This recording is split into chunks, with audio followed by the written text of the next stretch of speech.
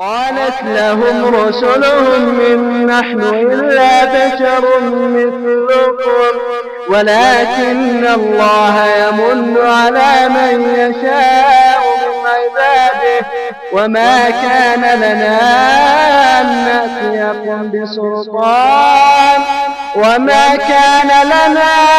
نأتيكم بسلطان إلا بإذن الله وعلى الله فليتوكل المؤمنون وما لنا ألا نتوكل على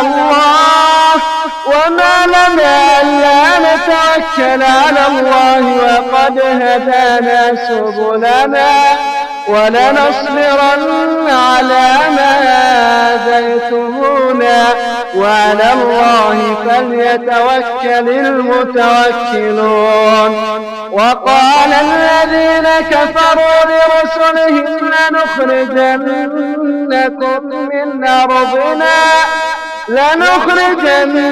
من أرضنا ولتعودن في ملتنا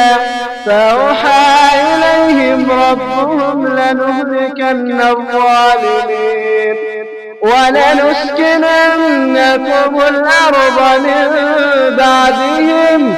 ذلك لمن خاف مقامي وخاف وعيد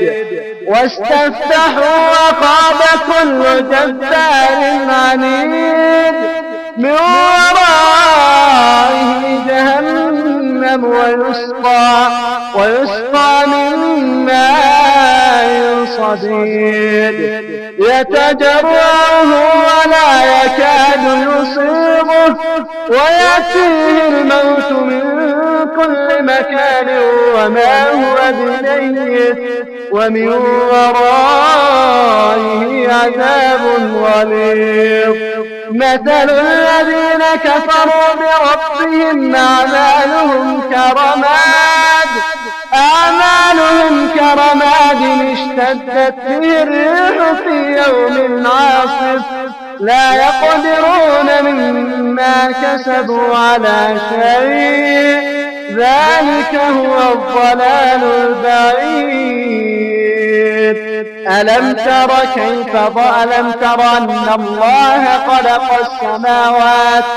أن الله خلق السماوات والأرض بالحق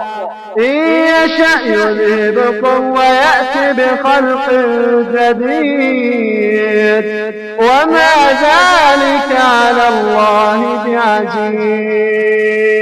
ألم تر أن الله خلق السماوات والأرض بالحق إن يشأ يذهبكم ويأتي بخلق جديد وما ذلك على الله بعزيز وبرزوا لله جميعا فقال الضعفاء للذين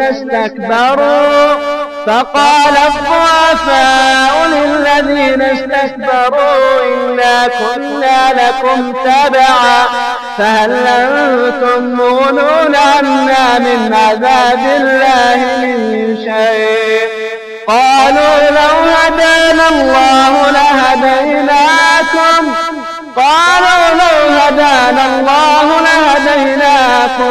سواء علينا جزعنا أم صبرنا ما لنا من محيص وقال الشيطان لما قضي الأمر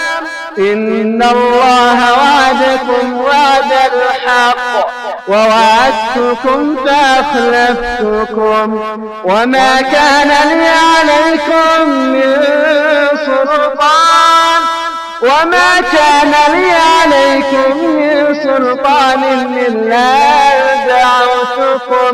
إلا أن دعوتكم فاستجبتم لي فلا تلوموني ولوموا أنفسكم ما